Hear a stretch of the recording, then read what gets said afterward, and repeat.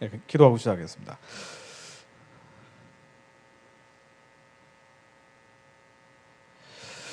하나님이 나라를 구할 유일한 이름은 오직 예수 그리스도뿐임을 고백합니다. 이 민족을 살릴 오직 한 이름은 예수 그리스도뿐임을 고백합니다. 저희들이 예수 안에서 깨어 기도하게 하시고 우리의 썩어 없어질 육신이 아니고 하나님께서 기뻐하시는 기도, 주님께서 원하시는 그 방향대로만 기도할 수 있도록 주님의 마음이 풀어지게 해주옵소서. 지금의 상황과 환경과 처지가 너무 어렵고 힘들고 괴로워 보일지라도 오직 예수 안에 소망이 있고 예수 안에 살 길이 있음을 저희들이 알고 있습니다. 저희들을 살려주실 것을 믿습니다. 북한의 가련한 자들을 구원해 주실 것을 믿습니다. 저 열방에 소망 없이 죽어가는 자들을 주님께 돌아오게 해주실 것을 믿습니다. 이스라엘에서 하나님을 찬양하는 노랫소리가 울려 퍼지게 될 것을 믿습니다. 주께서 영으로 함께 해주실 걸 믿사오며 예수 그리스도 이름으로 기도드렸습니다. 아멘. 예, 나라와 민족을 위해서 기도하는 게 굉장히 어려운 일입니다. 나라와 민족을 위해 기도하는 건 쉽지 않은 일입니다. 한국은 특히 그런데요. 나라를 위해서 기도하는 게 애국심이라는 용어 자체가 한국에는 굉장히 낯선 단어입니다. 왜 그런 거 아니? 나라가 우리 5,000년 역사에서 이 나라가 개인을 보호해 준 적이 그렇게 많지가 않습니다. 그러니까 애국심, 예를 들면 미국에서 미국 풋볼 경기장 같은 데서 보면은 다들 성조기를 바라보면서 뜨겁게 미국의 애국가를 부르는 모습이 우리에겐 굉장히 낯선 광경이기도 해요. 요즘은 조금 달라졌다라고 하지만 국가가 국민을 보호하지 않는 역사이다 보니까 항상 백성들은 도망갈 준비를 합니다. 난리가 터지면 개나리 보찜 싸고 도망가는 게 우리는 습관이 돼 있어요. 왜냐하면 뜯어먹는 게 국가였거든요. 그러니까 임진왜란이 벌어지면은 경복궁에 불 지르는 거는 외놈들이 아니고 백성들입니다. 병자호란이 터지면은 관아를 때려 부수는 거는 백성들이 그 지방마다 다 그랬다는 거예요. 평소에는 양반들이 맨날 백성들 뜯어먹다가 안 보고 경제고 다 팽개치고 이제 망할 대로 망하다가 정말 망해가는 지경이 되면은 국민들은 그때 화가 나는 거죠. 그러다 보니 국가라는 공동체에 대해서 그다지 가슴 뜨거워지는 게 별로 없어요. 도망갈 준비가 돼 있는 백성들이라는 표현도 하고 개나리 보찜 싸들고 튈 준비를 하는 모습으로 비춰지기도 하고요. 게다가 젊은 사람들 같은 경우는 나라를 위해 기도하는 게 더더욱나 쉽지가 않습니다. 애국심이라는 거는 나이가 들어가면서 이게 나라가 없으면 안 되겠구나라는 생각을 경험치가 쌓이다 보면 생기는 게 애국심인데 젊은 사람들은 그런 게 쉽게 생기기가 어렵죠. 정말 이 나라와 민족을 위한 기도, 왜 나라와 민족을 위해 기도해야 되는지 자체에 대해서 정당성이 생기지 않는 경우가 굉장히 많다고 봐야 될 겁니다. 실제로 통계 보면은 전쟁 날 때 이 나라를 지키기 위해서 싸우겠냐라고 물어보면은 한국이 굉장히 낮죠. 한국은 굉장히 낮습니다. 그만큼 도망갈 준비가 돼 있고 튈 준비가 돼 있고 만약 한국이 전쟁이 난다 그러면은 어떻게 될까? 우리에게 직접적인 피해가 벌어지는데도 불구하고 그걸 막기 위해서 미리 하나님께 부르짖기보다는 나면은 도망가겠다라는 생각을 하는 경우가 많습니다. 원래 우리의 그 역사적인 상처라고나 할까요? 뿌리 안에 그런 게 있다라고도 볼 수가 있습니다. 그럼에도 불구하고 이 북한 문제가 생기다 보니까 북한의 2,400만 동포들이 워낙 혹독하게 시련을 겪고 있다는 걸 알게 되다 보니 기독교인들 사이에서 저대로 내버려 둘 수는 없다. 인간적으로 특히나 신앙인으로서 저대로 내버려 둘 수는 없다라는 이 마음이 아파서 이제 기도하는 사람들이 늘어났죠. 나라와 민족을 위해 기도하는 게 원래 어려운데 뭐 구약에도 보면은 나라와 민족을 위해서 기도한 유대 백성들이 저 지경이 되는데도 불구하고 선지자들 말고는 별로 없잖아요. 이게 쉽지가 않은 기도예요. 지금 내가 당장 뭘 먹고 뭘 입고 뭘 마실까를 기도를 하지 내가 아닌 다른 사람 누군가를 위해서 중보하는 것은 정말 어려운 일인데 그게 더 큰 훨씬 더 큰 공동체를 위해서 기도하는 것은 더더군다나 어렵다는 얘기죠. 그럼에도 불구하고 북한 사람들, 북한 인권의 참상이 알려지다 보니까 저 사람들을 살려달라고 이 나라와 민족을 위한 기도가 조금 더 이제 확대되고 확장된 면이 있습니다. 그러나 어렵다는 본질은 바뀌지는 않습니다. 근데 그럼에도 불구하고 나라와 민족을 위해서 왜 기도를 하지 않을 수가 없느냐? 뭐 제가 계속 전하는 주제는 국가 기도에 대한 기도 제목들이라고 볼 수 있는데요. 왜 이 나라와 민족을 위해서 기도하지 않으면 안 되느냐? 지금 상황이 너무 어렵기 때문이에요. 만약 이 상황에 나라와 민족을 위해서 기도하지 않으면 그야말로 침몰해 버릴 수도 있는 일종의 역사적인 변곡점에 서 있기 때문입니다. 근데 이건 뒤집어 보면 또 어떻게 얘기할 수 있는 거 아니? 우리가 이 상황에서 기도하면 내 기도가 아니고 내 육신을 위한 기도가 아니고 내 가정만을 위한 기도가 아니고 내 교회만을 위한 기도가 아니고 이 공동체를 위해서 북한 동족들을 위해서 저 열방과 이방을 위해서 기도하면 우리의 기도 영역이 확장되면 뒤집어서 얘기하면은요 역사의 꼭지점 크게 바뀌는 전환점에 서 있기 때문에 우리가 사명을 이룰 수 있는 기회가 왔다는 것도 뜻합니다. 그러니까 위기는 곧 기회예요. 그러니까 한국에 굉장히 어려운 문제점들이 많이 있다는 것은 우리가 이 상황에서 나라와 민족을 위해 집중적으로 기도할 때 이 위기를 극복하는 차원, 소극적으로, 방어적으로, 피동적으로 그냥 극복하는 차원이 아니고 오히려 능동적으로, 적극적으로, 진취적으로 우리의 사명을 이룰 수 있는 기회가 왔다는 걸 뜻합니다. 그래서 더더군다나 기도해야 됩니다. 이 나라가 가야 될 사명은 너무나 명명백백합니다. 복음이 서진하다가 북한 땅에서 막혔죠. 저 아문과 흑암의 땅에서 완전히 막혀버렸습니다. 이 나라가 가야 될 길은 북한 사람들을 살려내는 거고요. 이게 북한 구원이고요. 살려내는 데서 그치는 게 아니라 살려낸 북한 사람들과 함께 선교하는 나라를 만드는 겁니다. 이 나라가 선교하는 나라가 되느냐 안 되느냐 이 갈림길에 서 있다라고 볼 수가 있어요. 지금 나라와 민족을 위해서 집중적으로 기도하느냐 하지 않느냐가 단순히 위기를 막느냐 막지 않느냐가 아니고 이 나라가 선교하는 통일한국이 되느냐 되지 않느냐. 선교하는 통일한국이라는 건 하나님이 우리에게 주신 절대적인 명령과도 같은 겁니다. 만일 나만을 위한 기도, 내 가족만을 위한 기도, 가족을 위한 기도 필요하죠. 그런데 가족만을 위한 기도, 교회를 위한 기도 필요하죠. 교회만을 위한 기도, 우리의 작은 그릇 하나만을 채우는 아주 이기적인 기도에 머물러 있다면, 어린아이의 신앙에서 머물러만 있다면, 그래서 우리의 나라와 민족을 위한 큰 차원의 기도로 나가지 않는다면, 열방을 향한 기도로 나가지 않는다면 우리의 사명을 이루지 못하게 되는데요. 단적으로 경제가 어려워질 거예요. 97년도에 IMF가 터졌습니다. 외환위기가 터졌습니다. 만약 한국에 제2의 IMF, 제2의 외환위기가 터지면 우리가 시리아 난민을 구할 수 있습니까? 우리가 이스라엘 회복을 할 수 있습니까? 우리가 만주에서 선교할 수 있습니까? 굉장히 어려워집니다. 굉장히 어려워집니다.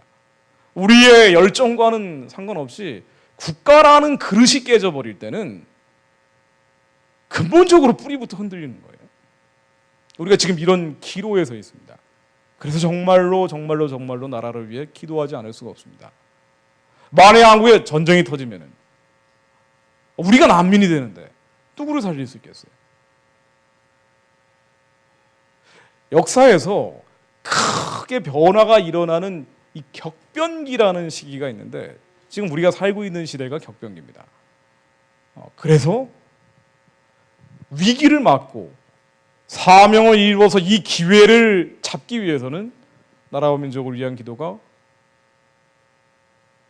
한 교회라도 더 깨어나서 기도하지 않을 수 없는 겁니다. 그래서 이 나라와 민족을 위한 기도를 통해서 우리가 사명의 길로 가고 이 사명의 길을 이루어냄으로써 예수 그리스도가 누구인지를 깨닫게 되고 이걸 통해 복음을 전파하는 하나님의 도구로 이 기도를 활용하게 되는 거겠죠. 1913년에 제가 여러 차례 인용을 했지만 이승만이 한국교회 핍박이라는 1910년 한일합방 되고 나서 3년 있다 쓴 책에서 유명한 얘기를 하죠. 땅의 나라가 사라졌지만 하늘의 나라를 구하는 사람들이 나타났고 이 하늘의 나라를 구하는 사람들이 있는 한 언젠가 하나님께서 우리의 기도를 통해 땅의 나라를 회복시켜 주실 것이다 라고 믿었습니다. 교회 십자가를 태극기 대신 사용하고 애국가를 부르지 못하지만 찬송가를 애국가 대신에 부른다고 얘기를 합니다. 35년 동안 이승만과 같은, 이승만 혼자 그런 기도한 건 아니겠죠. 그런 기도를 하는 사람들이 있었어요. 1913년 지금으로부터 103년 전에 우남이 썼던 한국교회 핍박에 이 조선이라는 땅은, 그러니까 한반도는 동방의 예루살렘처럼 하나님이 특별히 선택한 나라라는 그런 표현이 들어가 있습니다. 지금은 엉망진창이지만 언젠가 하나님이 이 땅의 나라를 회복시켜 주시면은 저기 봐라, 저기 블라디보스톡 같은 데서 조선 사람들이 나라가 망했는데도 너무나 열심히 선교를 하고 있다는 거예요. 아니 이 민족이 이 지경이 됐는데도 불구하고 아니 저 시베리아 땅에서는 조선 사람들이 그 시베리아 사람들 살리느라고 전도를 하고 있다는 거예요. 정말 대단하다. 이 땅의 나라만 회복을 시켜 주신다면은 언젠간 이 나라가 중국도 전도하고 저 강도 같은 일본도 전도하고 세계의 평화를 전하는 나라가 될 것이다 라고 103년 전에 이승만이 얘기를 했어요. 그래서 나온 얘기가 동방의 예루살렘이라는 표현이 그때 나왔습니다. 그러니까 그 당시에 이승만 같은 생각을 하는 사람들이 많았기 때문에 아마 그런 이야기들을 적어 놓은 거겠죠. 35년 동안 기도를 하고 1945년 광복이 되니 광복되고 나서 하나님께서 하신 것이라고 감사를 드리고 그 기도가 모여서 1948년 5월 31일 날 건국기도로 간 거 아닙니까? 1913년에 했던 본인이 한 40여 년 전에 그 젊은 시절에 했던 그 기도를 나라와 민족을 위한 기도문이라는 대한민국 공식 기록 가운데 가장 먼저 나온 국회 속기록의 맨 앞에 이제 실려 있는 하나님께 드리는 나라와 민족을 위한 기도문에 그대로 담은 거예요. 그래서 이 A4지 한 4장 되는 기도문에 우리나라가 만들어진 것도 하나님께 감사해야 되고 이 민족이 독립한 것도 하나님께 감사해야 되고 기도로 이 나라를 만들게 된 것은 더더군다나 감사를 해야 되는데 하나님이 이 백성들의 상황이 너무 형편이 없기 때문에 민생의 복락을 주십시오. 그러나 민생의 복락을 받는 이유는 남한 사람만 살기 위해서가 아니라 북한 사람도 같이 살아야 되기 때문에 우리는 죽어도 한 민족이고 살아도 한 민족이고 서로 웃고 함께 눈물도 닦아주는 그런 사이이기 때문에 왜냐하면 같이 할 일이 있기 때문에 가야 될 길이 있고 사명이 있기 때문에 하나님 반드시 남북 통일을 주십시오. 우리 남북 통일이 되면 세계의 평화를 전하는 나라가 되겠습니다. 그러니까 1913년에 했던 그 세계의 평화를 전하는 나라. 이 평화는 여호와 샬롬이 가는 그 세계 전도하고 복음을 전하는 나라가 되는 거예요. 이 나라를 꿈꾸면서 이승만이 독립운동을 한 겁니다. 그렇기 때문에 다들 포기하고 있을 때 끝까지 무장투쟁으로 가는 사람들 극단적으로 화가 나가지고 막 무장투쟁도 많이 하고 그랬는데 그래도 이 나라가 살 길은 사람을 가르치고 교육하고 기도하는 것밖에 없더라고 버틸 수가 있었던 게 신앙의 힘이죠. 비전이 있었기 때문이에요. 이 나라가 해야 될 길은 선교하는 나라다. 평화를 전하는 나라다. 그래서 1948년 5월 31일 날 하나님께 드리는 나라와 민족을 위한 기도문, 하나님께 이 나라와 민족을 드려버렸어요. 그리고 나서 198명의 초대 국회의원들이 다 일어나서 하나님 복을 주십시오. 남북 통일을 주십시오. 세계 평화를 이룰 수 있게 해 주십시오. 예수 그리스도 이름으로 기도드립니다. 아멘 하고 시작된 게 대한민국입니다. 이 나라가 그냥 만들어진 나라가 아니고 선교하기 위해 만들어진 나라예요. 이스라엘 회복하기 위해 만들어진 나라입니다. 시리아 난민 구하기 위해서 만들어진 나라입니다. 이 나라가 나라로 하면 민족을 위한 기도를 하는 게 왜 내가 해야 되나 라고 의아해할지 모르지만 우리의 5,000년 동안의 인습, 나라를 생각하지 않았던, 그래서 여러 차례 외침을 당하고 시련을 겪었던 그런 오래된 상처 때문에 나라와 민족을 위한 기도로 쉽게 나가지 못하는 경우가 많지만 그럼에도 불구하고 이 나라는 그냥 만들어진 나라가 아니고 하나님의 사명을 이루기 위해서 세계에 복음을 전하고 열방을 구원하고 이방을 돌아오게 하기 위해서 하나님이 이 어두운 시대가 올 것이라는 걸 알고 계셨기 때문에 그걸 예견하고 만들어진 나라가 대한민국이라고 저는 확신을 합니다. 이 나라는 망하면 안 돼요. 망해간다고 해서 도망갈 그런 나라가 아닙니다. 그렇게 형편없는 나라가 아니에요. 이 나라가 어려워진다고 해서 미국 시애틀로 도망갈 수 있는 그런 나라가 아닙니다. 사명이 있기 때문에. 이 나라는 가야 될 길이 있기 때문에. 그래서 나라와 민족으로 정말 기도해야 됩니다. 앞으로 3년에서 한 10년 정도 격변기일 겁니다. 엉망진창이 될 가능성도 많아요.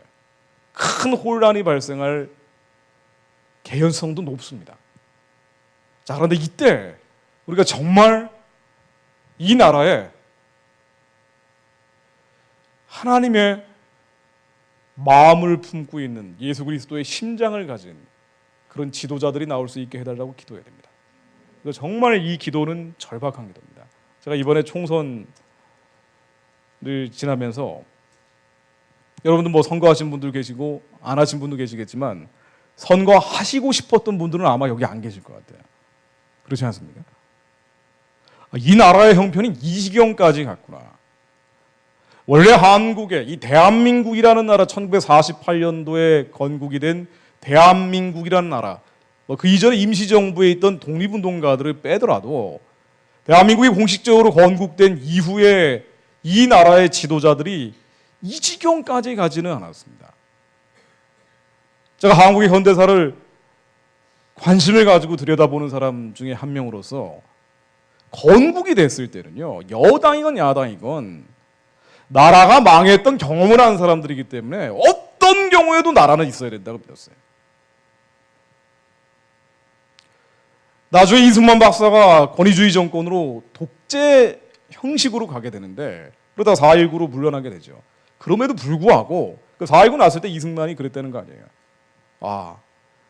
교육혁명을 통해서 그 문맹률이 88%였던 나라를 한 20% 미만으로 떨어뜨려 놨기 때문에 6.25 전쟁 중에도 대학생은 참전을 안 할 수 있는 특권을 줬을 정도에 이 정도로 교육을 많이 시킨 이 청년들이 민주주의를 위해서 이렇게 발기부흥을 했구나.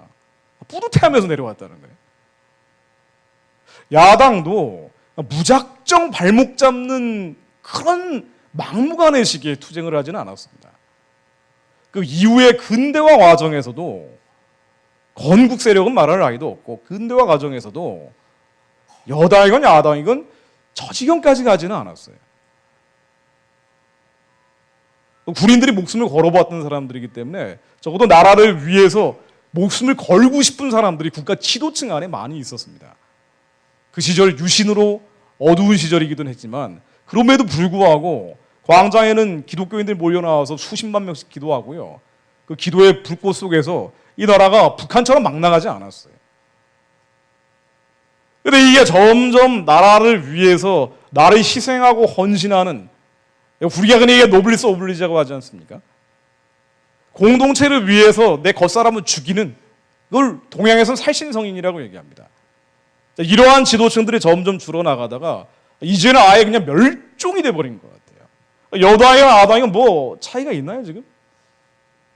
선거 끝났으니까 마음 놓고 얘기합니다만은 어떤 당이든지 보수 정당과 진보 정당이 있어요. 보수는 그 나라의 핵심적인 가치를 지키는, 돈을 지키고 권력을 지키는 게 아니고 핵심적인 가치를 지키는 겁니다. 대한민국의 자유라는 핵심적인 가치를 지키기 위해서 먼저 앞장서서 죽는 게 보수 정당이에요. 먼저 나가서 전쟁 나가면 제일 먼저 비행기 몰고 나가서 제일 먼저 전사하는 게 보수 정당의 구성원들입니다. 그래서 영국의 왕족들이 전쟁 나면 왕족들이 비행기 몰고 나가서 참전해서 죽어요. 이 전통을 이어받아서 6.25 때 미국의 장군 아들들 가운데 얼마나 많은 사람들이 참전을 했습니까? 200여 명이 참전을 했다고 하는데 거의 죽거나 다친 사람들이 뭐 100명 이상 나왔다는 통계가 있어요. 이게 원래 보수주의라는 거예요. 이 백성들이 우매해 보이고 국민들이 어리석어 보여도 이 우매하고 어리석은 백성과 국민들을 위해서 내가 먼저 가서 죽어줄게. 이게 예전에 시리아 화랑도 같은 겁니다. 근데 임전무태하면서 먼저 죽는 거예요. 그 화랑도가 리더기 때문에. 근데 대한민국의 보수 정당이라고 하는 그 정당에 그런 사람이 있습니까? 적어도 제가 아는 사람 중에 없어요. 돈을 위해서, 권력을 위해서, 권세를 위해서, 이 세상적인 명예를 위해서. 성경에 그대로 나오잖아요. 육신의 정욕, 안목의 정욕, 이생의 자랑이에요. 이걸 위해서 권력 찬탈을 하려고 하는, 권력을 가지려고 하는 것이지. 그러면 비즈니스를 하고 사업을 하고 장사를 해야죠. 도대체 왜 정치를 하는 거예요? 진보적인 가치라는 것은 진리한 게 항상 변화될 수 있다고 믿죠. 진보주의자들은. 그러다 보니까 뭔가 이 국민들을 위해서, 이 공동체 구성원들을 위해서 새로운 것을 쫓아가는 거예요. 그럼 그 중심에는 언제나 국민이 있습니다. 그래서 이 국민의 평등이라는 가치를 위해서 이건 역시 마찬가지예요. 이 공동체 구성원들을 위해서 리더는 희생하고 헌신한다는 게 전제가 되어 있어요. 근데 그게 없죠. 지금 그게 없어요. 한쪽은 보수적인 정치 상품을 팔고 하나는 진보적인 정치 상품을 팔 뿐이에요. 적어도 제가 아는 사람 중에, 제가 간접적으로 직접적으로 아는 사람 중에 이 대한민국이라는 공동체를 위해서, 이 어리석어 보이는 국민들과 우매해 보이는 백성들을 위해서 내가 먼저 희생하겠다, 헌신하겠다, 죽겠다, 심지어는 이 사명을 위해서 내가 먼저 용광로 속에 들어가겠다, 그런 사람은 제가 만나본 적도 없고, 예전에 있었어요. 예전에 분명히 역사책에 나옵니다. 대한민국 역사책에 나와요. 근데 지금은 눈을 씻고 찾아볼래야 찾아볼 수가 없어요. 이 나라가 지금 위기다, 경제적인 위기다, 안보상의 위기다. 위기죠. 근데 이 위기보다 더 큰 위기는 뭐냐면 지도자가 없는 거예요. 지도자 집단이 없습니다. 국민의 수준에 맞는 사람들이 지도자한다, 이렇게 얘기합니다. 이게 민주주의라고 얘기해요. 대한민국 국민의 수준이 낮기 때문에 그래서 지도자들도 어쩔 수 없다. 이게 국민의 민도를 높이지 않으면 안 된다라고 얘기하는 정치학자들이 많습니다. 그래서 우리 탓이다, 여러분 탓이다, 내 탓이다, 국민들 탓이다. 그래서 어쩔 수 없다라고 자포자기할 수도 있어요. 그러나 그렇지 않습니다. 성경에 이렇게 나오죠. 요한복음 10장 11, 12절입니다. 리더십은 이겁니다. 나는 선한 목자라. 선한 목자는 양들을 위하여 목숨을 버리거니와 삭구는 목자가 아니요 양도 제 양이 아니라 이리가 오는 것을 보면 양을 버리고 달아나나니 이리가 양을 들고 또 해치느니라. 양떼를 위해 생명을 내놓는 게 선한 목자입니다. 그러니까 지도자는 선한 목자입니다. 양떼를 위해서, 어리석어 보이고 우매해 보이는 그 대중과 국민들을 위해서 먼저 죽는 겁니다. 근데 지금 그런 사람들이 없어요. 정말 이거 기도하셔야 됩니다. 이 나라에 모세 같은 지도자들이 나와야 돼요. 그런 지도자들이 나와야 됩니다. 다윗처럼 그런 지도자들이 나와야 돼요. 하나님을 두려워하지 않으면 절대로 육신의 정욕, 안목의 정욕, 이생의 자랑을 뛰어넘지 못합니다. 결국 자기 겉사람을 위해서 일을 해요. 하나님을 두려워하는 지도자들이 나와야 돼요. 그래야지 이 나라가 선교하는 나라가 됩니다. 그래야지 이 나라가 제사장적 사명을 감당합니다. 설마 이런 사람들이 어떻게 때로 몰려 나오겠느라고 할지 몰라요. 그러나 그렇게 나오지 않으면 이 나라는 어려워집니다. 이 나라는 열방을 구원하고 이방을 구해내지 못합니다. 세계적인 강대국에 둘러싸여서 조금만 정신 못 차리면 그냥 먹히는 나라예요. 그래서 5,000년 동안 960번 외침을 당했던 게 우리의 역사였어요. 5년에 한 번씩 외침을 당했어요. 아주 이 시리적으로, 지정학적으로 우리는 우범지대에 살고 있는 거예요. 갱스터들이 모여있는 그런 동네에 우리가 이런 게 태어난 겁니다. 노르웨이 같은 데 태어나고 미국 같은 데 태어나면 이런 고민 안 해도 되지만 그런 나라에 태어났어요, 우리는. 그렇기 때문에 주님 없이는 살 수가 없어요. 그렇기 때문에 하나님을 두려워하지 않는 지도자는 그러면 실족할 수밖에 없어요. 하나님을 두려워하는 사람들, 하나님을 정말 겁먹는 사람들, 그런 지도자들이 나와야 육신의 정욕, 안목의 정욕, 이생의 자랑을 위해 일하는 게 아니라 백성들을 위로합니다. 국민을 위해 자기가 먼저 죽습니다. 이번에 총선 거치면서 해도 너무한다는 생각이 들더라고요. 해도 너무한다는 생각이 듭니다. 근데 새누리당 같은 경우에 안보 위기, 북한이 핵실험을 4번째 했잖아요.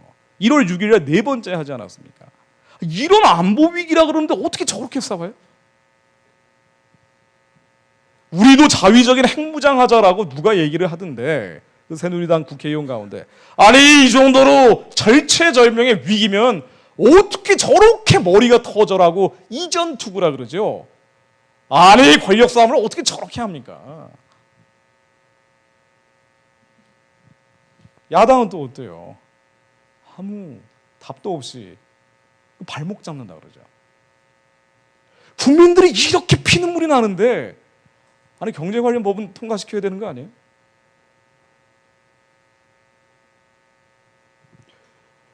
그런 지도자들이 나와야 됩니다. 정말 그런 지도자들이 나와야 돼. 이거 오늘 저 강연 주제하고는 직접적으로 관련이 없이 그냥 앞에 얘기 드린 겁니다. 한국이 경제적으로 어렵고 안보적으로 어렵다는 얘기를 제가 몇 개만 짚어드릴 거예요. 근데 이 얘기 아무리 많이 들으면 뭐예요? 우리가 진짜 피부로 겪고 있는 문제들인데, 아무리 어려워도 지도자들이 있으면, 하나님을 두려워하는 지도자들이 있으면,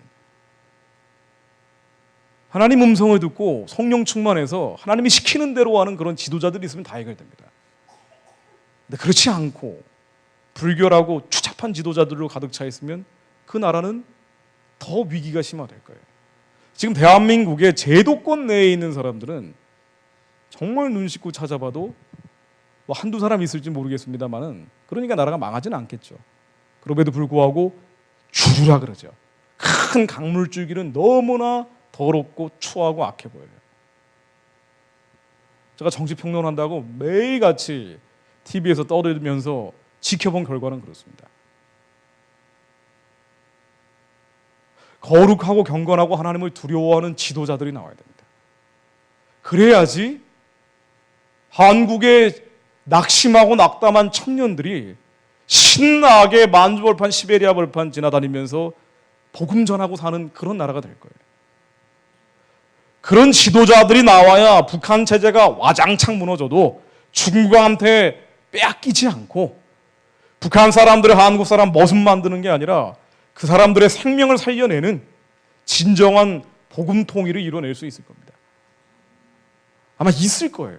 근데 이 사람들, 이 양심적인 사람들, 하나님을 두려워하는 사람들, 백성들을 위해서 내가 먼저 죽겠다는 사람들, 국민들을 위해서 내가 먼저 희생하겠다는 사람들, 내 걸 다 내려놓고서라도 하나님의 뜻을 위해 죽겠다는 사람들, 그런 사람들이 제도권 내에 들어갈 수 없을 때로 강한 영적 진이 잡고 있어요. 사단의 진이 대한민국 정치권을 잡고 있습니다. 언론계를 잡고 있습니다. 예수 그리스도 이름으로 이게 다 깨져버려야 돼요. 한국에서 벌어지는 이 작은 사건 하나에 우리가 일희일비할 필요도 없어요. 엉망진창이에요. 더 개판이 될 것 같아요.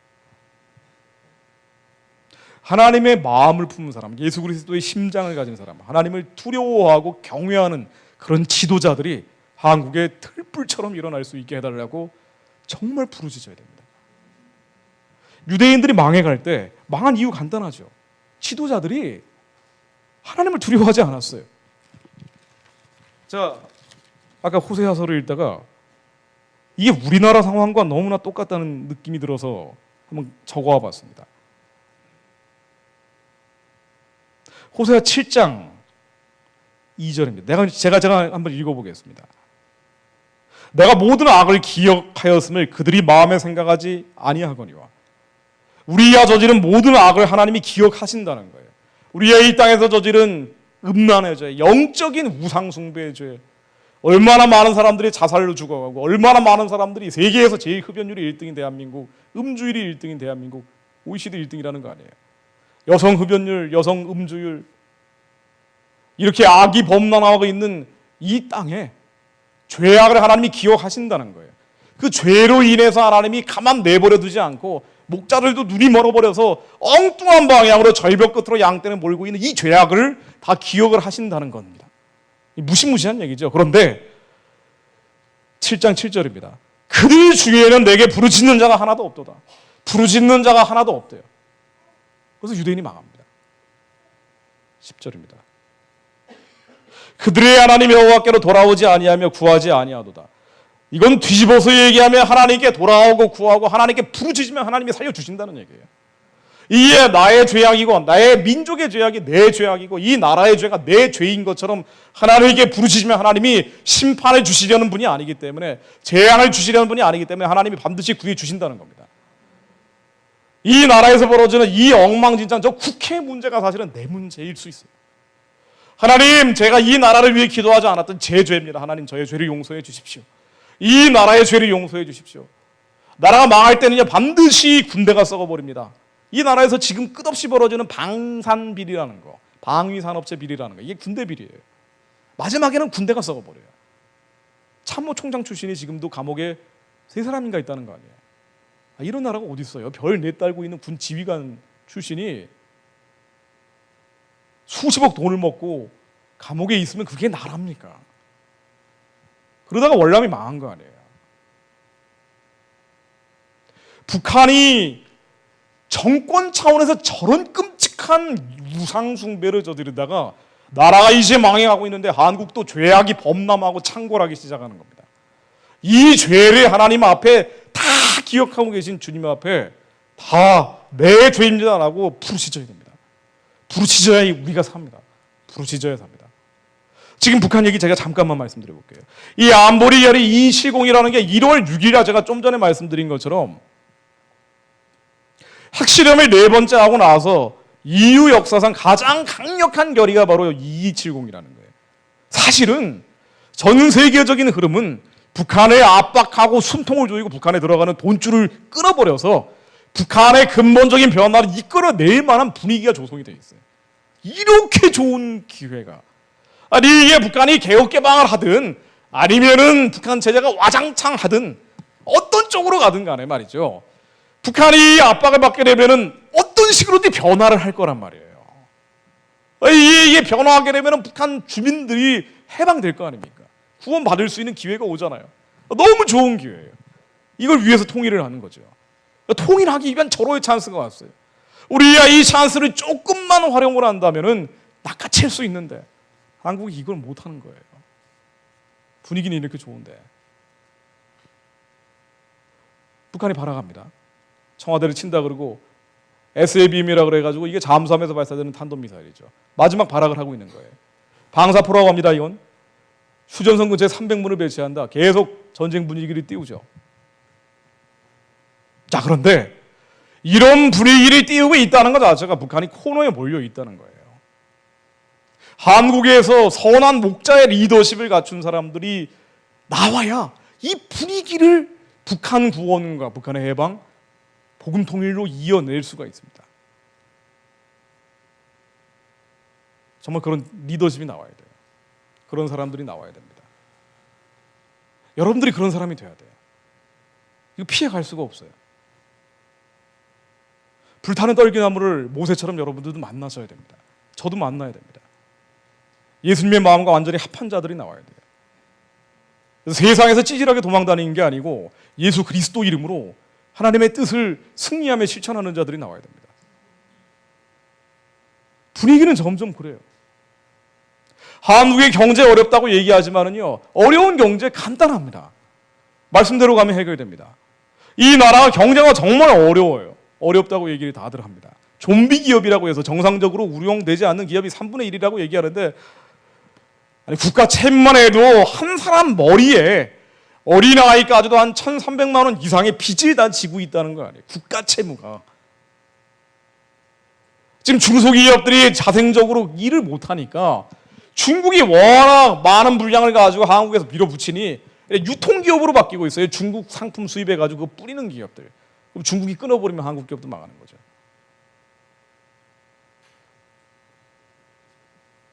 우리가 이 어려운 걸 푸는 길은요, 너무나 간단하고 명료하고 명백합니다. 주님이 말씀하신 것처럼 마태복음 6장 33절에 나오듯이 그의 나라와 그의 나라의 의를 구하면 우리의 먹고 입고 마시는 문제는 다 해결해 주십니다. 왜 이 나라가 어려워지느냐, 왜 안보적인 위기가 생기고 왜 경제적인 어려움이 생기느냐, 우리가 사명인데 사명의 길로 가지 않으면 하나님 어렵게 만드시는 거예요. 우리가 분명히 가야 될 젖과 꿀이 흐르는 복음 통일의 땅이 있고 선교하는 나라에 그 사명이 있는데 여기로 가지 않으면 청년 실업을 만드시는 거예요. 우리가 이 사명의 길로 가지 않으면 하나님은 치는 겁니다. 그러나 우리가 이 길로 가면 반드시 이 문제 해결해 주십니다. 아니, 한국 경제 문제는요, 제 주장이 아니고, 이거는 깨어있는 사람들이라면 전문가라는 분들도 다 똑같이 얘기하는 거예요. 북한이 열려야 해결돼요. 한국 경제는 이미 휴전선 이남에서 더 이상 앵꼬예요. 만땅입니다. 개발할 수가 없어요. 건설 관련 직종만 해도 40%라는 거 아닙니까? 근데 이 건설 관련 직종에 있는 사람들이 한 달이 거쳐 웬만하면 건설 관련인데, 이 나라가요, 한국에선 개발할 데가 없어요. 이제 한계까지 온 거예요. 그러니까 어려운 거예요. 그러니까 취업이 안 되는 거예요. 자, 이 건설 관련 직종들 1차, 2차 산업에 있는 사람들을 첨단 3차 산업으로 바꿔줄 필요도 있죠. 이걸 구조개혁이라 그래요. 이거 구조조정이라고 합니다. 구조조정하고 구조개혁을 하면은요, 많은 사람들이 일단 한번 잘려야 돼요. 대량 해고가 불가피합니다. 근데 점점 어려워지다 보니까 잘리면은 곧 죽음이라는 생각이 있어요. 한국 사람들은 다 그렇습니다. 실제로 그렇죠. 미국 같은 나라는 아이칸사에 일자리가 없으면 아리조나주로 가서 일자리를 구하면 돼요. 유럽도 그냥 완전히 열려 있기 때문에 이 대리에서 일자리 없으면은요, 프랑스 가서 일자리 구해도 됩니다. 일본은 1억 명이에요, 인구가. 우리 남한에 5천만 명인데 여기서 만일 구조조정 당하고 구조개혁 되면은요, 그러면 길거리로 나앉는 거예요. 예전에는 사회 안전망이라는 게 있었습니다. 가정이 있고 고향이 있고 친척들이 있었어요. 이것도 다 깨졌잖아요. 이 한국이 선진국 정도의 복지제도가 있는 것도 아니에요. 미국에서는 굶어 죽을 수가 없어요. 굶어 죽을 수가 없습니다. 푸드스탬이라 그래가지고 어렵다 그러면 나라에서요, 시애틀 가보니까 이런 박스에다가 한국에서 고급 햄 같은 거를 그냥 한 박스째 다 일주일 동안 먹지도 못하는데 주더라고요. 홈리스들은 마약 중독자들이 거의 대부분입니다. 홈리스도 되게 어려워요, 미국에서. 물가는 또 얼마나 쌉니까? 한국에서는 밀면 끝이라는 생각을 한단 말이에요. 실제로 그렇고. 그러니까 이 구조개혁하고 구조조정하려면 노조가 철저히 막아요. 불가피한 면이 있죠. 그러니까 이거는 이러지도 저러지도 못하는 거예요, 한국에서는. 예전 산업 가지고요, 땅 파가지고 건설해서 나라를 경제를 살리려고 하면은, 이미 건설 개발 다 했는데 할 수도 없고, 이거를 구조조정하고 구조개혁하려고 하면은 노동개혁이라고 이번 정부에서 많이 노력을 했잖아요. 안 되는 거예요. 철저히 막는 거예요. 그렇죠. 그럴 만도 하죠. 길이 딱 하나밖에 없어요. 어디선가 쫙 다시 열려야 돼요. 어디선간 대박이 터져야 됩니다. 이거를 그래서 중동 가서 얻어옵니까? 이게 한계가 있죠. 중동 개발은 이미 예전에 끝났어요. 52조 따온다고 해서 쟤네들이 오일머니 주면서 뭘 또 밀고 오겠습니까? 엄청난 우리의 피해를 전제로 하고 올 가능성이 많아요. 없어요. 딱 하나 열리는 데가 북한 말고는 없습니다. 북한은 황폐하고 황량한 사막 같은 땅이기 때문에 북한이 열려야 북한 개발이 됩니다. 그래야 북한 재건이 되고, 그래야 한국 경제가 삽니다. 북한에 있는 이 상수도 하수도만 깔아도 한국 3년 일자리가 생긴다는 거 아니에요. 상수도 하수도 제대로 깔려 있지 않기 때문에. 북한이라는 황량한 땅을 열어내야 그래야 한국이 삽니다. 우리가 왜 경제가 어렵냐면요, 왜 점점 나라이 힘들고 괴롭고 아파요. 그러면서 우리 나라와 민족을 위해 기도할 틈이 없어요. 너무 일이 힘들기 때문에, 너무 아프고 괴롭기 때문에. 이건요, 그의 나라와 그의 나라의 의를 구하면 하나님이 다 책임지시는 거예요. 북한 사람 살리는 방향으로 기도를 하고요, 충보하면 우리가 삽니다.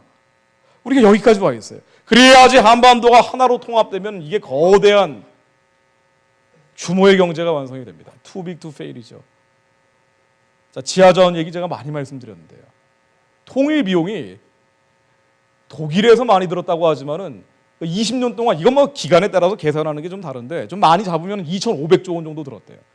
동독에 있는 이 복지 비용으로 엄청나게 들어간 거예요. 2,500조 원. 독일이 우리보다 인구도 더블 스코어하고 엄청나게 해프게 썼는데 북한에 있는 지하자원이 6,983조 원입니다. 통일 비용 이런 거 우리가 생각할 필요도 없는 거예요. 우리가 통일 이후에 너무나 많은 비용이 든다. 이게 얼마나 악한 생각인지 생각해 봐야 돼요. 북한 사람을 살리는데 무슨 돈 걱정을 합니까? 그의 나라를 구하고요, 우리가 10년 가운데 예수님의 영이 충만해서 우리 안에 기쁨과 승리와 누림이 있고 북한 사람들에게도 이 기쁨과 승리와 누림이 전해질 수 있도록 그의 나라의 의를 구하면 이 남한에서 구하고 있는 물질적인 거 다 책임지십니다. 우리야 살 길이 이거 말고 없어요.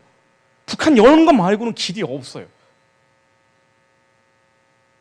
정말 국민을 위한 진보 정당이면은요, 정말 국민을 위한 진보 세력이면은 빨리 북한 열고 통일하자 그래야 돼요. 정말 이 나라를 성장시키겠다는 보수 정당이면, 보수 세력이면은 통일 말고는 길이 없다고 얘기를 해야 됩니다. 근데 정말로 아이러니하게도 대한민국의 보수 정당이건 진보 정당이건 북한의 문을 여는 데는 다들 입을 막아버려요. 분단 관리만 하는 거예요. 한쪽은 북한에 돈을 주고 쌀을 주고 비료를 줘서 쟤네들이 좀 조용하게 만들겠다는 거고, 한쪽은 압박을 해서 겁을 좀 줘가지고 사고 치지 않게 하겠다는 거지, 통일로는 가지를 않죠. 한반도는 통일이 돼야 교차로가 됩니다. 대륙 세력과 해양 세력이 만나는, 아니 대륙에서 해양 가려고 해도 한반도 지나고요, 해양에서 대륙 가려고 해도 한반도 지나야 돼요. 쉽게 얘기하면 충청도에 있는 땅값이 명동 땅값으로 뜁니다. 이게 한반도는 그렇게 됩니다. 독일하고는 차원이 다르죠. 한국이 열려야 삽니다. 예전에 만주지방, 이 빨갛게 돼 있는 만주지방은요, 일제시대 때 비교해보면 일본보다 훨씬 더 개발이 됐던 지역이에요. 1인당 GDP도 이 만주가 훨씬 높았습니다. 자원도 많고 대륙으로 열려있기 때문에. 지금은 중국에서 가장 열악한 땅이에요. 북한이라는 블랙홀 때문에 그렇습니다. 북한이 열려야 만주도 삽니다. 그 중국이 굳이 북한 제재를 끝까지 붙잡고 있어야 될 경제적인 실익은 없어요. 이걸 설득하는 게 외교예요. 이걸 설득을 안 하면은 통일 외교를 안 하는 겁니다. 마지막 인류의 보고가 시베리아라고 얘기하죠. 산림자원의 3분의 1이 이 시베리아에 있습니다. 이걸 누가 개발을 하고 누가 주도를 합니까? 한국에서 청년 실업이라고 얘기하면서요, 일자리 없다라고 울부짖을 때가 아니에요. 빨리 북한 열고 그의 나라와 그의 나라의 의를 구하면은 이 모든 것들이 한국 사람들이 담당할 수밖에 없습니다. 이게 통일입니다. 거대한 대륙이 탄생합니다. 투자를 하고 소비를 하는. 전 세계 돈이 갈 데가 없어요. 지금 갈 데가 없습니다. 돈이 없는 건 아니에요.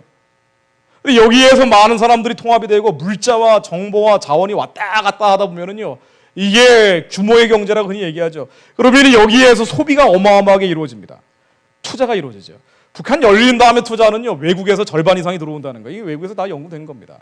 자, 이때 한반도, 이 대한민국 통일된 한국이 5% 정도 성장할 거라고 대체로 예측을 합니다. 우리가 왜 경제가 어렵냐면요, 고도 성장을 안 해서 그래요.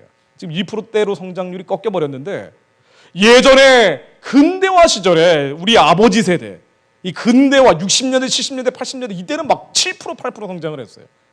이러니까 이 대학만 졸업하면 일자리가 있었어요. 회사에만 들어가면 웬만하면 몇 년 지나면 과장되고 부장되고 신났던 거예요. 열심히 술 안 먹고 살면은요, 집이 생기고 뭐 여러 가지 물질적으로 축복이 막 생기기 시작한 겁니다. 이게 한국의 개발 시대입니다. 고도 성장을 했기 때문에. 왜 지금 나는 일자리가 없다라고 얘기하냐면요, 성장률이 꺾여버려서 그래요. 근데 한국은 성장할 수가 없어요. 다시 한번 성장하는 게 통일입니다. 이거 말고는 길이 없어요. 자, 여기에 대해서 이렇게 예측을 합니다. 2050년에 통일 한국 1인당 GDP입니다. 통일준비위원회라고 이번 정부에서 만든 기구에서 세계에서 2위가 될 것이다. 2050년. 자, 이 2050년이라는 거는 대충 이렇게 잡은 거예요.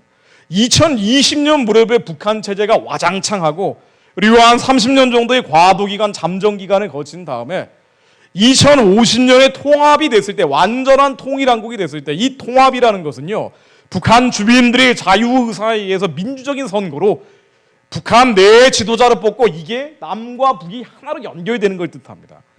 그래서 한반도 전체가 자유선거를 통해서 민주적인 지도자를 뽑는 거예요. 이게 한 2050년 됐을 때 세계 2위가 된다. 자, 세계 2위가 된다. 자, 그런데 이코노미스트 같은, 프리메이슨 전위 잡지 같은 건데요, 잘 아시겠지만 세계 1위가 된다. 그러니까 걔네들도 이렇게 예측을 하는 거예요. 한국이 2050년 정도 통합한국이 되면, 통일한국이 되면은 한국 다음으로 1인당 GDP가 미국, 독일이 낮아진다. 우리야 돈 벌려고 하는 게 아닙니다. 돈 벌려고 하는 게 아닌데, 돈 때문에 힘들다고 괴롭다고 아프다고 하면서 나라와 민족을 위해 기도 안 하는 사람들은 이거 보고 기도해야 된다는 거예요. 우리야 지금 이 상황에서 기회를 놓쳐버리면 쪽박을 찰 가능성이 많아요. 그러나 이 기회를 잡으면은 그러면 이렇게 된다는 얘기입니다. 그래야 한국이 선교하는 나라가 됩니다. 선교하는 나라는 강대국이에요. 그래야지 열방을 섬길 수가 있습니다. 우리가 이런 나라 되기 위해서 하는 거예요. 이런 나라가 되면은요, 그래야 하나님 뜻을 이행할 수 있다는 얘기입니다. 통일은요, 둘 중에 하나입니다. 방식은 둘 중에 하나예요. 아무리 뭐라고 얘기한다 그래도요, 통일의 방식은 둘 중에 하나예요. 한국과 북한이 있는데 합의해서 통일하는 게 있어요. 한국 정부와 북한 정부 대표가 만나가지고 우리 통일하자, 연방제라고 흔히 얘기하죠. 우리가 제일 바라는 게 사실은 이거예요, 연방제. 이게 얼마나 좋아요, 합의해서 통일이 되면. 근데 이걸 하려고요, 북한에 많은 자원을 줘봤어요. 돈도 주고 쌀도 주고 비료도 주고 97년에서 2007년까지 69억 5천만 달러를 준 겁니다. 이걸 햇볕 정책이라고 얘기합니다. 줘봤는데 이렇게 어마어마한 돈 69억 5천만 달러가 북한에 2,400만 동포들이 23년치 식량을 살 돈과 쌀과 비료를 줘봤어요. 이랬더니 북한이 개혁 개방을 해야 될 거 아닙니까? 그래야지 북한이 보편적인 체제, 인간의 존엄과 가치를 보장해주는 그런 보편적인 체제로 바뀌어야 합의가 될 거 아니에요. 그런데 이게 되는 게 아니고 정치범 수용소만 늘어났어요.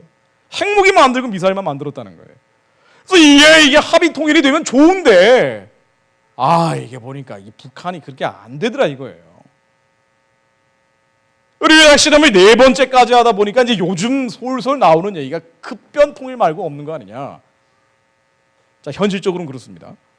합의 통일이 현실적 가능성이 거의 없기 때문에 북한 체제가 이렇게 완강하게 버티다가 어느 순간 와장창해서 급변 사태라는 게 터져요. 급변 사태가 터지면 한국, 미국이 작전 계획이라는 게 있습니다.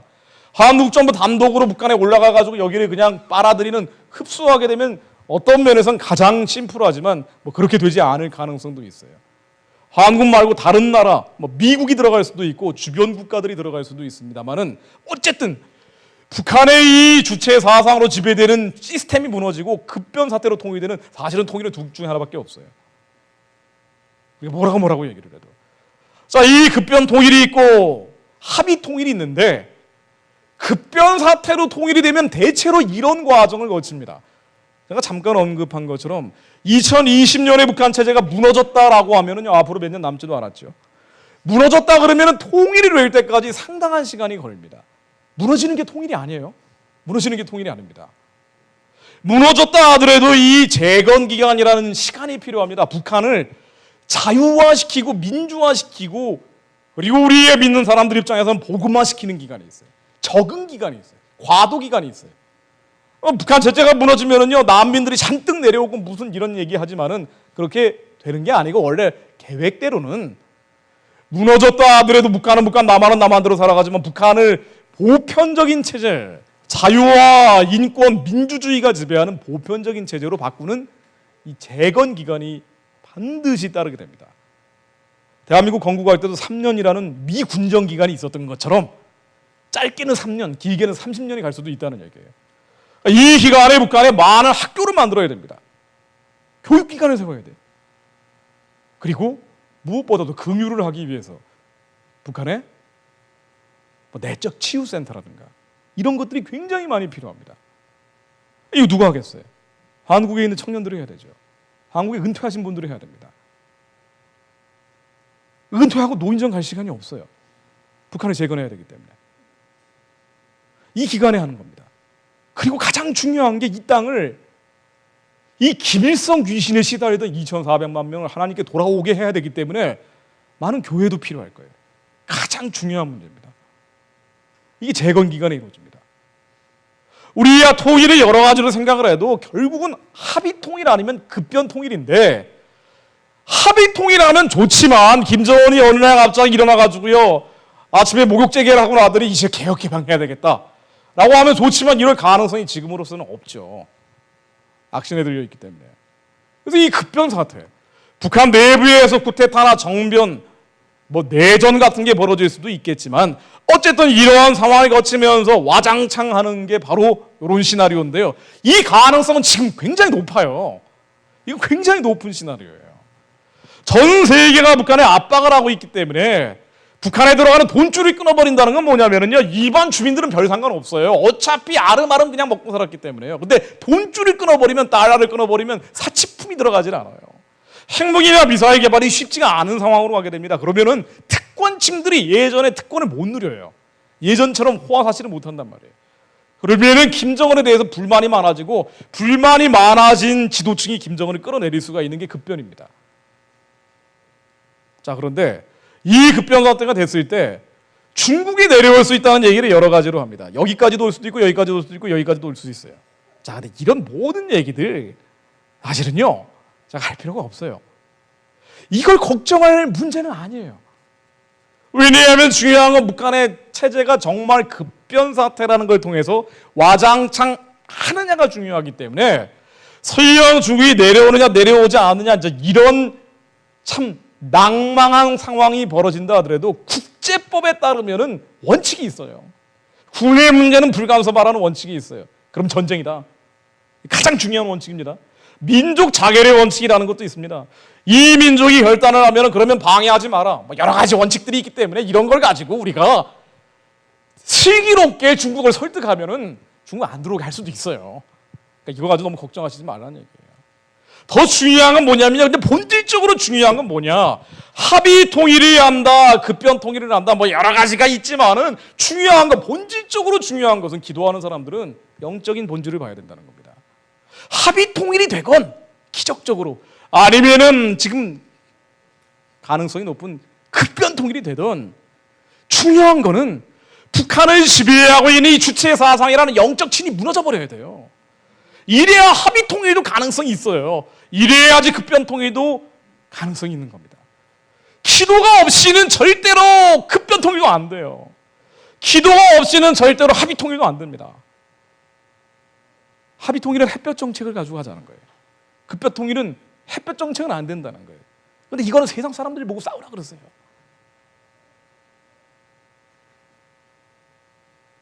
여러분, 이거 아주 논쟁할 필요도 없어요. 중요한 게 뭔지를 보셔야 된다는 거예요. 합의 통일이 되든 아니면 급변 통일이 되든 북한을 지배하고 있는 이 흑암, 이건 육안으로 봐도 그러지만 영적으로 보면 더더욱 선명하게 보이는 거죠.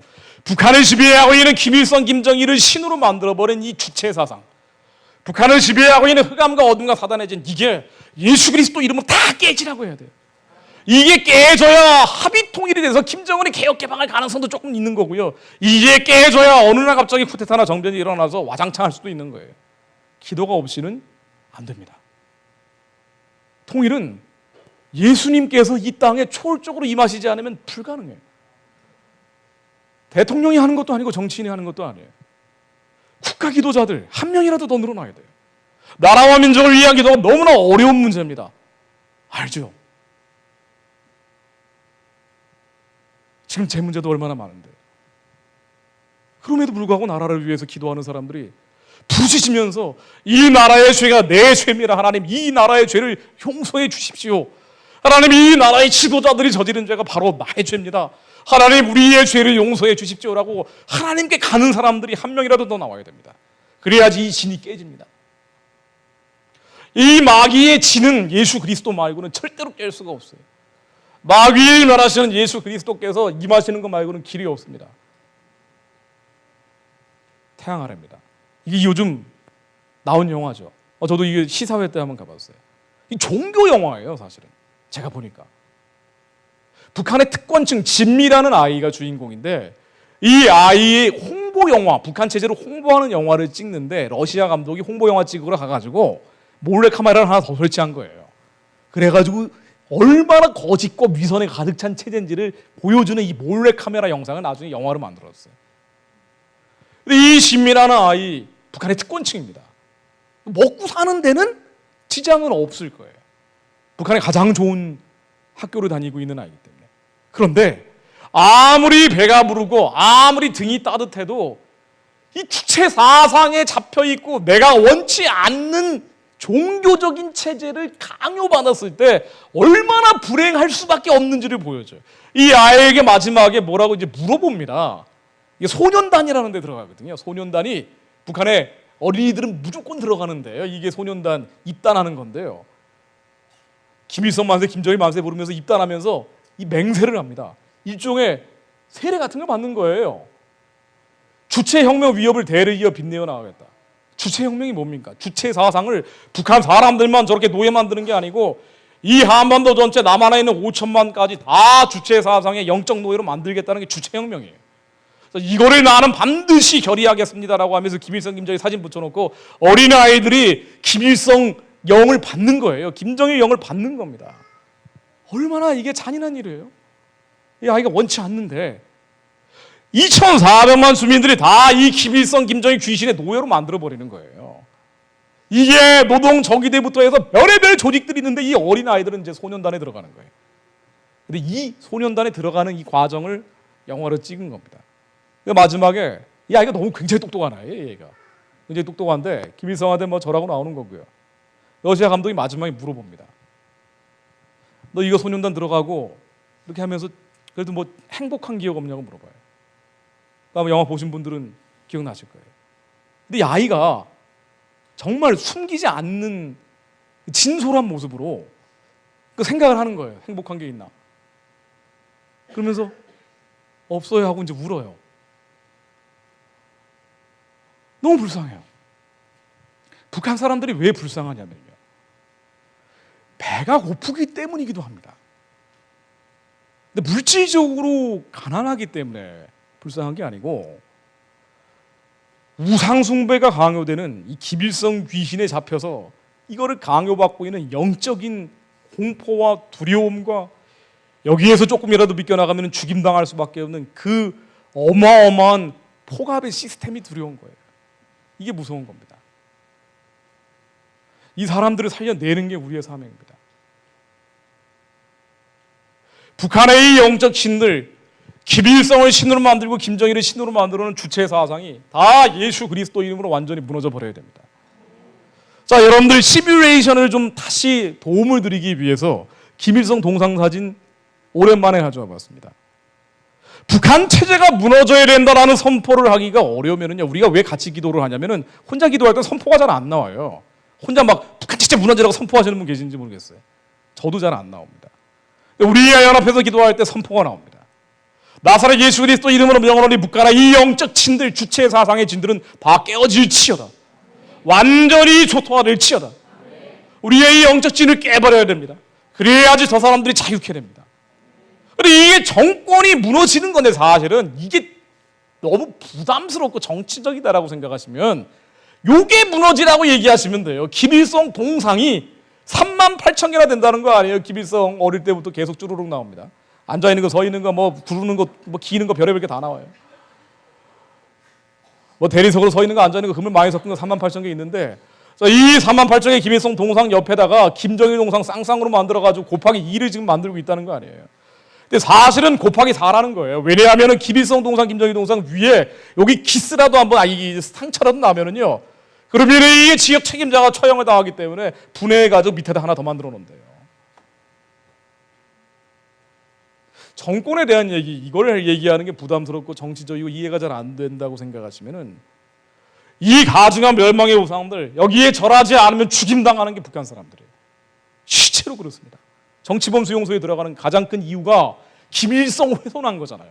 사진을 훼손하거나 형상물을 훼손하거나 여기에 위반되기 때문에 반당 행위자라는 이유로 치아 교인들이 끌려가는 거예요. 김일성을 절대화하는 유일사상 10대 원칙을 어겼다는 이유로 끌려가는 겁니다. 이 38,000개의 김일성 우상들, 우상 숭배를 강요당하고 있는 북한 동족들을 노예 삼고 있는 이 우상들이 다 예수 그리스도 이름으로 명하노니 완전히 부서질지어다. 완전히 부서질지어다. 하나님께서 초월적으로 임하셔서 평양에 있는 저 20m짜리 김일성 동상, 금을 19억 원어치를 쏟아부었다는 저 동상이 번개를 맞아서라도 다 부서질지어다. 번개 맞아서 부서지면 얼마나 좋아요. 평화 통일될 겁니다. 북한의 이 상징물들이 사라져버리면 이게 무너져야 됩니다. 이거 영적 전쟁이죠. 우리의 씨름이 혈과 육에 대한 게 아니라고 에베소서 6장 12절에 명확히 나옵니다. 우리의 씨름이 북한 사람하고 싸우는 게 아니고 북한을 지배하고 있는 이 흑암과 어둠과 사단의 진, 이게 예수 그리스도 이름으로 완전히 무너질지어다. 시간이 무너져야 되는 이 시간이 넘어가 버리면 정말 어려워집니다. 제가 아까 3년에서 10년 말씀드렸습니다. 박근혜 정부 들어설 때도 박근혜 정부가 어떻게 보면은 이 나라의 상당한 기간 마지막 기회일 수도 있다라는 얘기를 맨날 하고 돌아다녔어요. 아니나 다를까 3년 지나 보니까 정말 마지막일 수 있겠다라는 생각이 들더라고요. 완전히 없어지는 건 아니겠지만 우리가 이 기회를 놓쳐버리면 한 세대 정도, 한 30년 정도 안 올 수도 있겠구나. 다시 오긴 올 겁니다. 소련이 무너지고 그 연쇄작용으로 동독 베를린 장벽이 무너졌던 것처럼 많은 시간이 흐른 다음에 중국 체제가 변화가 되고 그 연쇄작용으로 북한 체제도 무너질 수 있을지 몰라요. 그러나 그때까지는 한국은 암흑지대가 될 수 있습니다. 경제적으로 어려워지니까 점점 어려워질 거예요. 북한을 열지 않으면 한국은 돌파구가 없어요. 국가 채무입니다. 우리의 가계부채 빼고 국가 채무만 1284조 8천억. 자, 이 국가 채무가 이번 정부도 엄청나게 늘어났는데 복지한다고 늘어난 거죠. 그럼 재정 건전성이 있는 상태에서 해야 되는데 그냥 정치인들이 포퓰리즘 한다고 그냥 나라 국간 털어가지고 다 써버리는 거예요. 제가 아까 틀렸네요.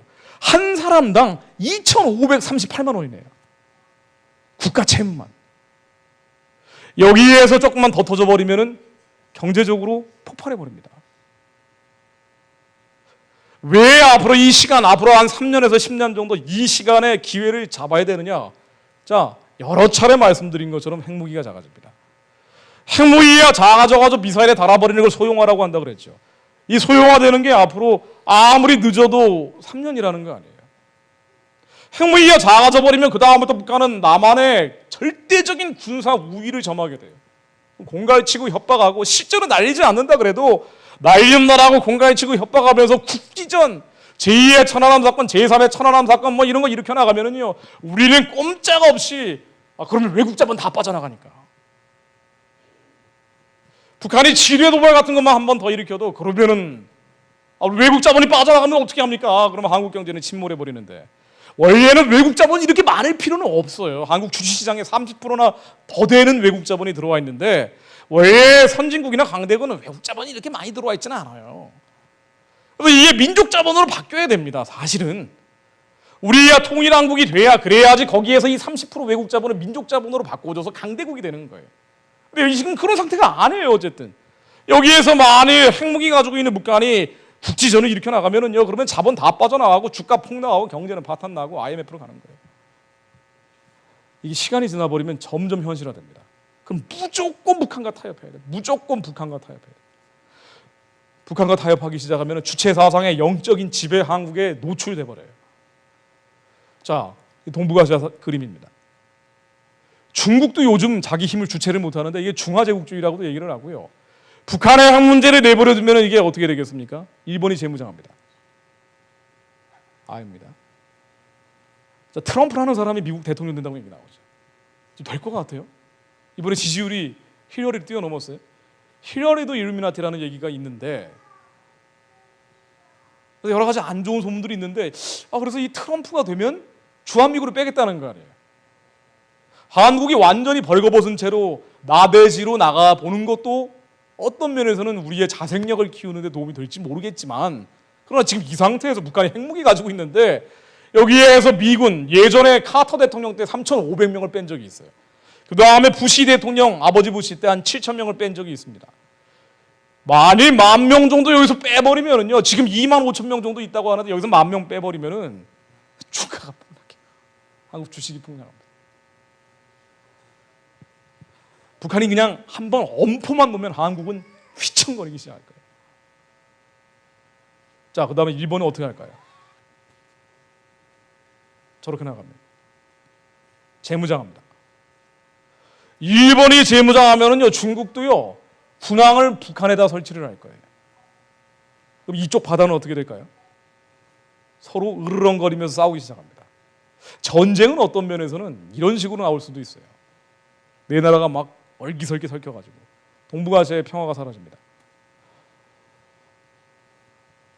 영적 어두움이 같이 몰려오죠. 여기서 그치는 게 아니고 만약 우리가 이 시간을 넘겨버리면 동성애 쓰나미처럼 몰려오죠. 이해함 이해 결합하는 거를 이거를 다 무너뜨려 버리면은 그럼 이게 이해함 이해 이 결혼 제도가 한 남자 한 여자인데 일부 다처제입니다. 4명 부인 데리고 살고 있는 사람이고요. 여자 둘이 살고 있다가 남자까지 끄집어 들여가지고 살고 있는 사람.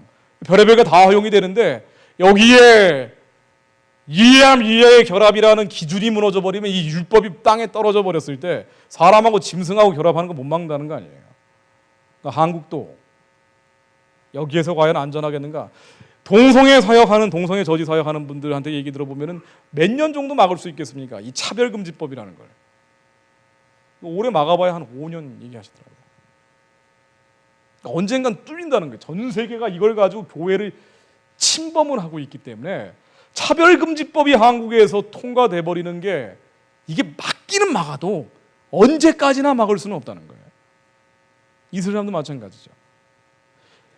이슬람 연합체에서 OIC라고 공식 기구가 있습니다. 2020년까지 한국을 무슬림화하겠다. 한국이 너무 좋은 텃밭이라는 거 아닙니까? 20만 무슬림들 지난 5년 동안 급속도로 늘어나기 시작했는데 한국에 온 외국인 노동자들이 170만 명 정도 됩니다. 이 사람들은 온 거네요. 외국인 노동자들이 다 뭐 무슬림이고 그런 게 아니고 저 동남아시아에 있는 수피즘하고 결합을 해가지고 전통 종교죠. 굉장히 온건한데 한국에 와가지고 임금 착취당하고 불평불만이 늘어나기 시작하면 이 사람들한테 조금만 바람을 넣어버리면 확 번져버린다는 거예요. 그래서 임맘들이 와가지고 이슬람 전도사들이 와가지고 계속 들어오잖아요. 그래서 들어오고 무슨 뭐 무장 테러 같은 거 하다가 시도하다가 쫓겨난 사람들이 지난 3년 동안 55명이라는 거예요. 자, 이 한국이 어디로 놔버려 두면 어떻게 되겠는가? 뭐 이슬람 가지고 뭐 여러 가지 얘기가 많지만 뭐 이게 주제가 아니니까요. 어쨌든 코란에서 사람의 생명을 해쳐서라도 전도하라고 164개나 나온다는 거 아니에요. 그러니까 이게 많이 늘어나기 시작하면은 어쨌든 이슬람 근본주의가 태동을 하고 그러면 이제 평화라는 게 위협을 받는다라고 다들 뭐 기독교계에서 걱정을 하는 거죠. 그런데 이게 여기에 우리가 면역력이 있느냐? 예를 들면은 이슬람이 많이 이제 번져 나갈 때 제일 많이 쓰는 게 언어입니다. 아랍어를 제일 많이 유통을 시키는데 아랍어 유통을 시키기 위해서 한국 수능에 아랍어를 채택을 했습니다. 이 아랍어 채택하는 비율이 어느 정도 되냐면요. 이 비율이 지난해 52.8%입니다. 그러니까 10명 중에 5명 정도가 아랍어를 수능 볼 때 아랍어를 선택을 했다는 거예요. 너무 쉬우니까. 글과 사진은 이게 예전에 나왔던 수능 문제라고 해요. 글과 사진으로 봐서 샬라샬라가 방문한 나라가 어딜까요? 어딜까요 이게? 스핑크스가 있고 이게 낚시질이라고 그러죠. 이런 거로 이제 끌어들이는 거예요. 52.8%.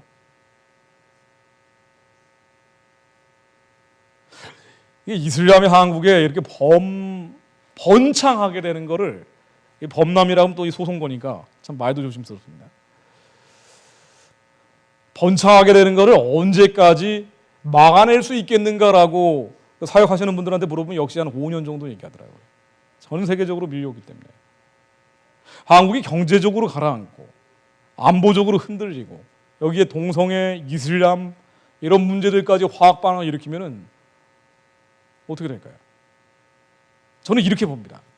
한반도 위성으로 찍은 사진이 이게 삐꾸듬하게 나온 건데요.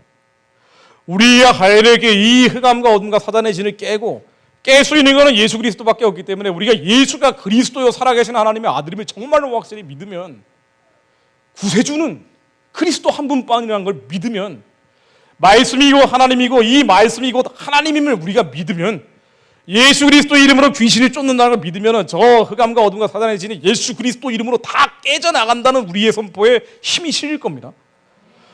우리가 이걸 믿고 사명의 길로 요단강 건너서 이 어둠과 흑암의 요단강을 건너서 젖과 꿀이 흐르는 선교하는 통일한국으로 가게 된다면 그럼 우리가 사명 이루는 거죠. 그런데 우리가 이 사명 이루는 건 사단이 내버려 주겠냐 말이에요. 너무 싫어하죠. 그러니까 온갖 어둠들 북한 구원하고 세계 선교하는 제사장동 나라 이런 나라 못 되도록 온갖 어둠들이 몰려옵니다.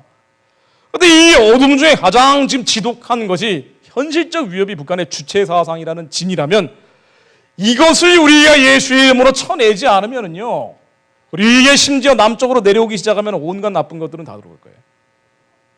이게 뭐 영적 지도 같은 거죠. 영적인 보호막이 뚫리면 모든 게 다 들어올 거 아닙니까?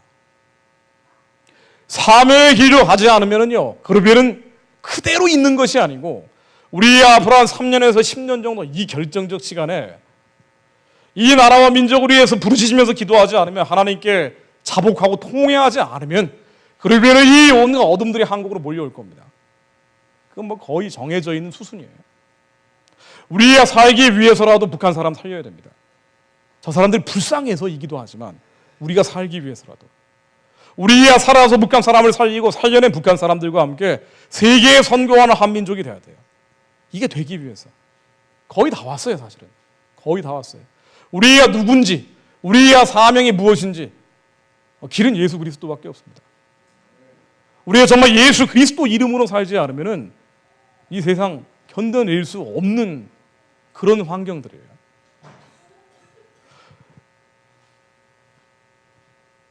우리가 사명의 길로 가지 않으면 시간은 영원히 기다리지 않습니다. 범사의 기한이 있고 이룰 때가 있다 그랬어요.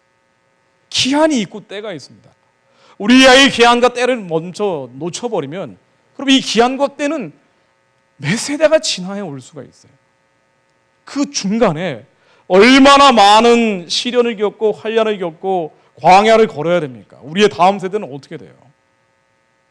우리가 하나하나 각자의 영역에서 살아보려고 하나님의 새로운 부흥을 주시라고 우리가 노력을 하고 있지만, 국가적인 차원에서 무너져버리면, 기초가 무너져버리면 그야말로 회복이 되질 않습니다. 정말 하나님께 부르짖어야 돼요. 이 나라에 하나님을 두려워하는 지도자들이 나올 수 있게 해달라고 기도하셔야 됩니다. 정치인들 TV에 나오는 거 보면서요, 뭐 화내고 짜증낼 문제가 아니에요. 분노로는, 성질 부리는 것으로는 절대로 이 나라의 지도자가 될 수가 없습니다. 선한 목자는 양들을 위해 생명을 내놓는 사람이에요. 십자가를 지는 사람입니다. 형제를 사랑하고 미워하고 이 두 가지 갈림길에서 절대로 미움으로 가지 않는 사람이에요. 용서하고 용납하고 이해하고 받아들이는 사람입니다. 좌파와 우파가 있습니다. 보수와 진보가 있어요. 어떤 한 가지 이념이 옳다고 반대파 이념에게 돌 던지면서 죽으라고 하는 것은 절대 선한 목자의 리더십이 아니에요. 이념은 이 나라를 못 구합니다. 이데올로기는 이 민족을 구할 수가 없어요. 좌파도 아니고 우파도 아니에요. 보수도 아니고 진보도 아니에요. 역사적인 경험에 어떤 때는 이 이데올로기에 맞은 적도 있고 어떤 때는 조 이데올로기에 맞은 적도 있지만, 그러나 지도자들은, 우리의 어떤 영예의 지도자가 될 사람이라면, 그리고 그런 사람을 기대하는 사람이라면 사랑입니다. 형제를 미워하는 자는 절대로 천국 못 간다고 그랬어요.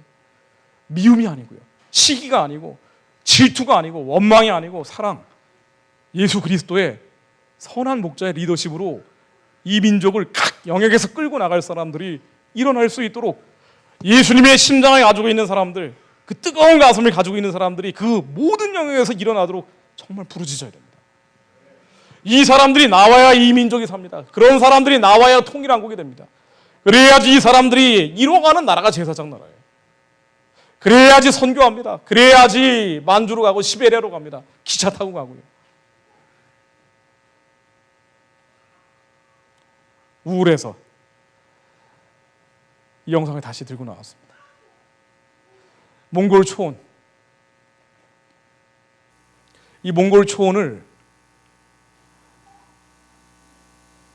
앞으로 4년, 5년, 6년 뒤에 자동차 타고 한반도 지나서 신의지 지나 몽골 초원까지 복음 전하면서 가는 거예요. 큰 버스 대절해서 가고요.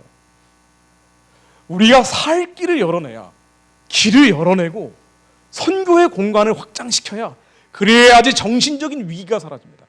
그래야지 영적인 위기로부터 탈출을 해요. 그래서 또 동성애에 빠져서 쾌락에서 헤어나오지 못하는 사람들도 이 죄로부터 예수의 이름으로 끊어버리고요, 사명받아서 저 만주 시베리아로 복음 전하면서 북한 구원하고 북한 재건하면서 사는 거예요. 할 일이 생기면 게으름 피울 수가 없어요. 할 일이 생기면 나태하고 나약하고 어둠에 빠져들 그럴 시간이 없습니다. 할 일을, 우리가 가야 될 길을, 사명의 길을 그걸 만들어내는 사람들이 지도자입니다. 여러분들이 다 지도자가 되셔야 돼요. 모든 영역에서 지도자가 되셔야 됩니다. 제가 마지막으로 말씀 하나 인용하고 끝내겠습니다.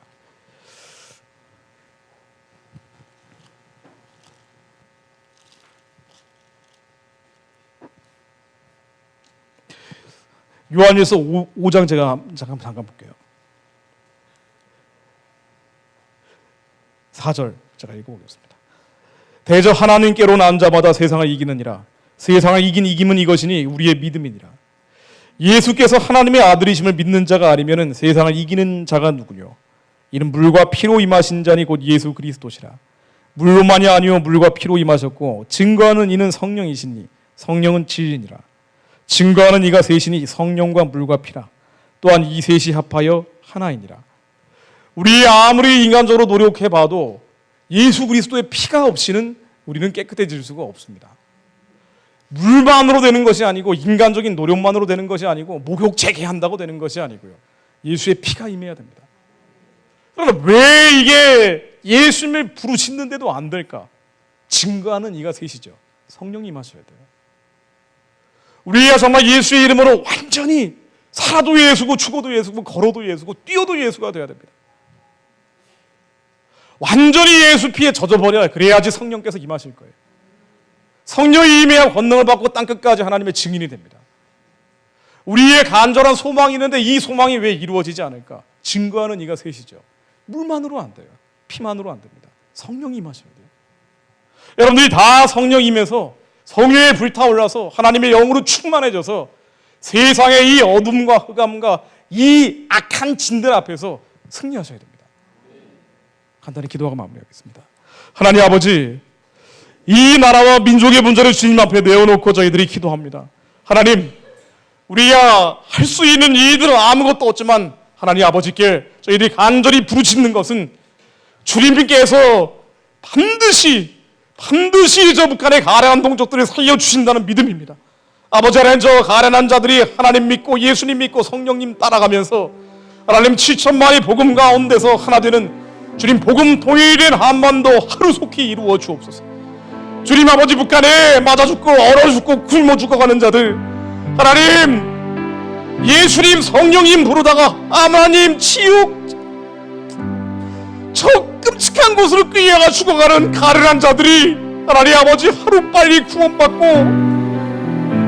우리가 평양에서 예배드리며 하나님께 찬양하고 경배하는 날이 올 수 있게 해주옵소서. 강제 소환당하는 저 가련한 북한의 동족들이 이제 마음껏 고향 땅으로 돌아와서 하나님께 영광 돌리는 하나님 신혼의 날, 그들의 한이 풀어지는 날이 올 수 있게 해주옵소서. 하나님 아버지, 북한의 저 죽음의 계곡을 생명의 강물줄기로 채워주옵소서. 하나님 아버지, 사륙의 피바람을 이제는 멈추어 주옵소서. 저 땅에 하나님의 훈풍이 불게 해주옵소서. 하나님의 영이 북한 땅에 임하여 주옵소서. 북한의 가련한 자를 살려달라고 하나님께 부짖고 기도하겠습니다. 주여! 주여! 주여! 하나님 아버지, 나만을 위해 기도하고